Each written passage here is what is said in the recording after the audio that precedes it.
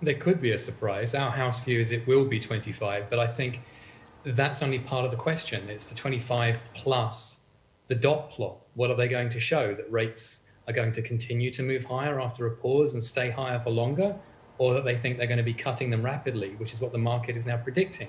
If you look at the Fed funds futures market, they're pricing in really aggressive cuts already by the end of this year. So if we get a message that's out of line with that, I think you're likely to get more volatility. And I suspect that we will. I don't think the Fed is going to be flagging that they're going to be cutting soon, because if they were going to be doing that, why would they be hiking? So again, you're going to have a disconnect between where the setters of monetary policy are heading and where the market thinks they should be heading. But do you not feel like the Fed has been following the market in many ways? No, I think the complete opposite. I think the market hasn't the vaguest idea what the Fed wanted to do, and it's been caught on the hop repeatedly, and I think that's going to happen again.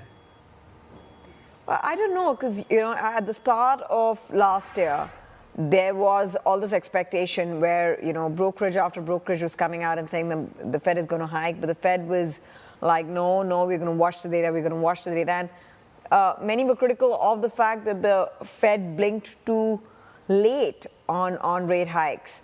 And so in that sense, that's where I'm coming from when I'm saying that, at the end of the day, what the market does and where the expectations lie, the Fed can't ignore it completely. Well, A, it can, and B, it can be completely wrong, and C, to be honest, that's very revisionist history. I mean, there were a few voices openly saying rates looked like they were going to be rising higher for longer, and I was one of them. But the vast majority of the market kept saying absolutely not. That's why people are being carried out on a stretcher now over their interest rate exposure, as we've seen, rumbling on in various different avenues in the background, because they didn't believe it. They didn't hedge. They didn't think it was going to happen, and they weren't priced for it. So I don't think it's correct at all to think that the Fed's been listening to the market or the market's been listening to the Fed. I think there's been a lot of disconnect, and I think there'll continue to be a lot of disconnect. And who will be right is an open question.